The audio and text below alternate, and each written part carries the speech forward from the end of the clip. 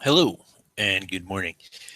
Today we're going to be looking at freeCodeCamp.com, the Intermediate Algorithm Scripting Challenge Convert HTML Entities. So what does that mean? All right, so let's take a look at what they're talking about here. I'll share my screen and we'll see if we can't figure this out. Essentially, we want to convert characters, the ampersand,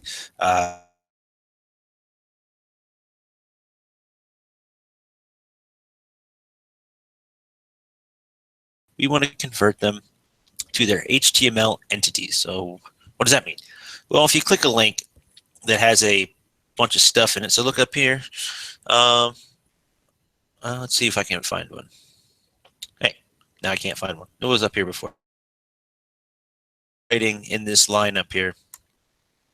All right, if you have special characters in the string of the name of the page you're going to, such as a quote, you can't put a quote up here. All right, you're going to have to change that to an HTML entity, so that way it's something that we can actually put in HTML and search.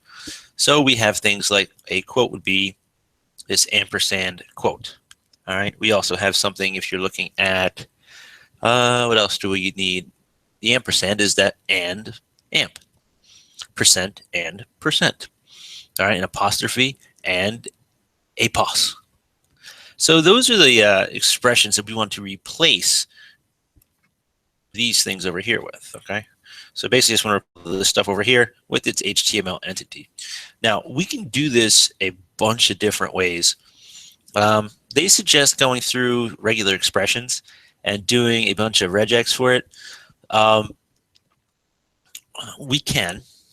We could also do something like a switch case if you remember how to do that, if you followed through in the freeCodeCamp curriculum and you had some problems using that could work as well. Like I said, there's many ways to do this, but this is one solution that I found that I just kind of really like. So I'm going to show you this way because it requires you to know a little bit more about what's actually going on. So what I want to do is I'll come back in here and let's look at map. Okay, if we look at map, all right, and we go down here, what we're going to be doing with map, all right, is not map.prototype, array.map. Let's try that here. And array prototype map. And the reason I keep coming back here and showing you how to search through this stuff is because I'm hoping that eventually you're not going to rely on me so much and you're just going to be able to kind of come in and search for your own solutions, because in real life, when you have problems when you're coding, you're going to have to be able to search the solution yourself. So I'm trying to do this in real time, hoping to kind of help you guys out here. So here we go. Here's a map. And what map does is a method creates a new array with the results of calling a provided function on every element of the array. So each element of the array, we're going to apply a function, whether it's an anonymous function or it is a named function we named somewhere else, which we could do as well. Now, square root is obviously not a named function, but you can actually put not an anonymous function there if you like, an actual function. But for the most part, we just use an anonymous function and do something to everything inside of this array. So what I'm going to do is this is going to require you to think about this stuff a little bit. So we can apply array methods to an array. So we're given a string. All right, we know we're given a string here. String is going to be in. We know that we're going to use an array method, so we're going to be using split again. I've already led you ahead to show you map. Since I'm returning a new array, I can string another array method on there, and then, which means I could just join it back together when I'm done with the map function, which is kind of cool because it returns a new array. Plus, my code will look fancy and I'll feel smart. So let's start off here. I'm going to map a function to this, but before I even get that far, I need to identify these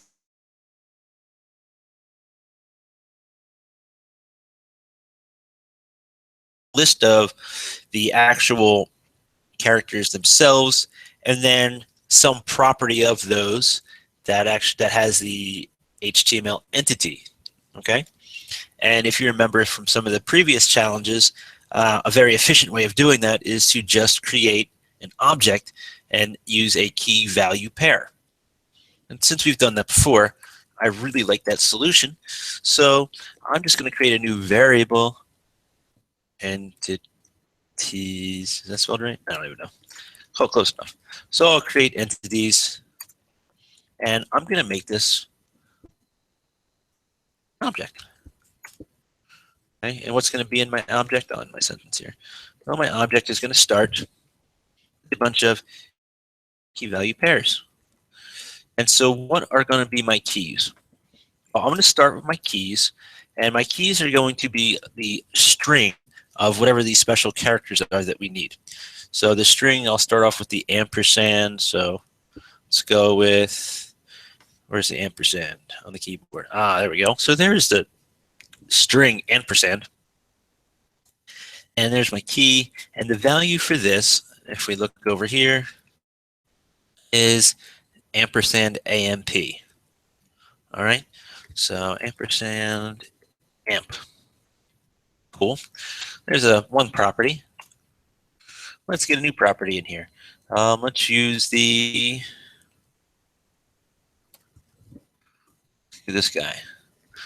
All right, our left arrow here, and let's give that's your key value of this. Now, obviously, I have this written down so that way I don't have to keep switching back and forth.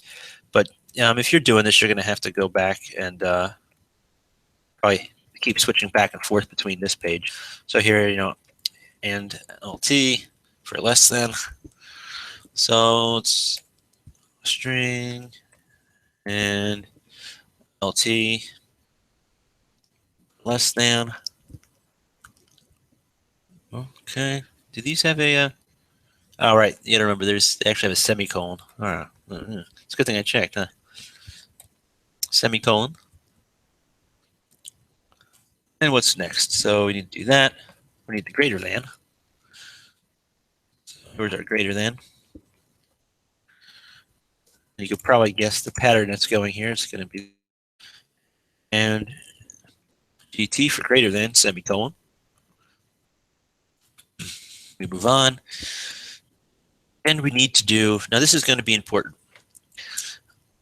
I'm using single quotes for my string. All right.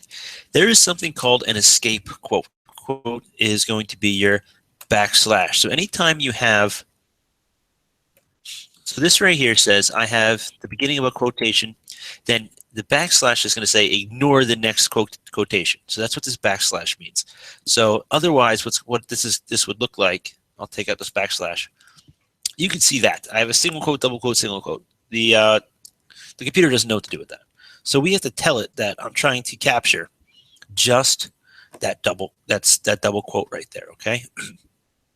So we use that backslash just to indicate only thing I want is this double quote. All right, it's an escape quote. So let's go in here, and this is going to be ampersand quote. Okay, comma, and I also need an apostrophe. So, and again, if I did an apostrophe, it would look something like that. 1, 2, 3, and again, that doesn't look like it makes sense. So let's add a backslash in there to escape my outside quotes telling it it's a string. Then I'll come in here, and this is at APOS semicolon, and done. Right, done. Done. Done. Good. Let me slide that up. So now I have, let's clean that up a little bit so it looks better. Okay. Now, these are the things, I think I have them all right. 1, 2, 3, 4, double quote, and apostrophe. Yep, I got them all. So now I have an object which are just key value pairs, and I can search through for these keys and, instead just stick in those values. So how do I do that? Well, let's just see the method here. So all I have to do is return, right, this argument, which is string. And since that's a string, I can apply a string method, split by an empty string, which is going to put each of those letters and spaces in its own empty array, returns a new array, so I can add a new array method to it. It's going to be map, or map takes in an anonymous function, and that function needs an argument, and that argument is just going to be a character, so I'll just say char character. And then I have something that has to happen, right? And then after that something that has to happen, right, I want to join this back together. Join, again, by that empty string. Okay. So again, split is going to give us a new array. Map is going to give us a new array, and then I can join it back together. So you can see all I need to do is figure out what this function is here, but it's pretty cool. You can see how all this is strung together, and it looks pretty sleek, and it makes me feel smart. Pretty cool. So remember that you have a anonymous function for map, and we've done this previously. If you want, maybe I'll give us some space to kind of look at this. In our map function, we need to return from our map function. Okay, that return doesn't exit out our entire program. This return is just for the map function, so we know we have to return. So what do we want to do? All I want to do is return the characters unchanged unless those characters match one of these keys. Okay, so I should check first to see if they match one of these keys. If it doesn't match the key, have it do something else. So I can use an if-else statement, which would work just fine. Or I can say this. Entity. I'll get this right. Entities, I spelled it right. Yeah. Same time. Now, remember how we use our when we call our objects, if we're just say entities, all right, what that's going to be doing is that's going to identify our object.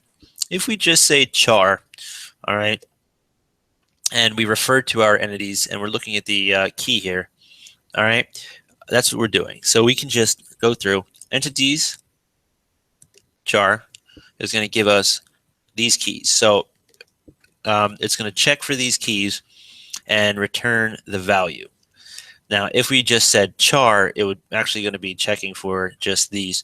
So we did this. I can't even speak today.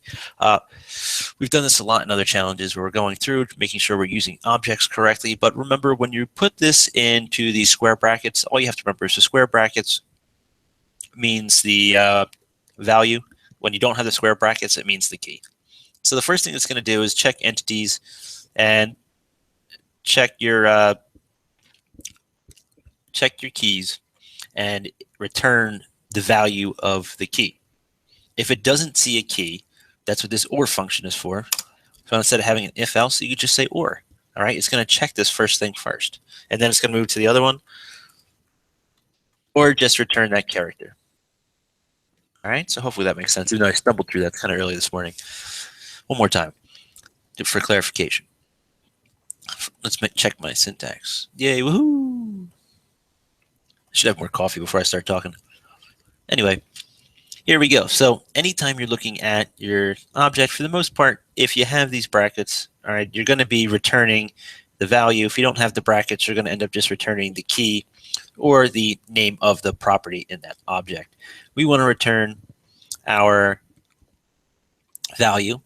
So the map function is going to check through everything here, which is now in an array, and say, do you have a property that matches this key?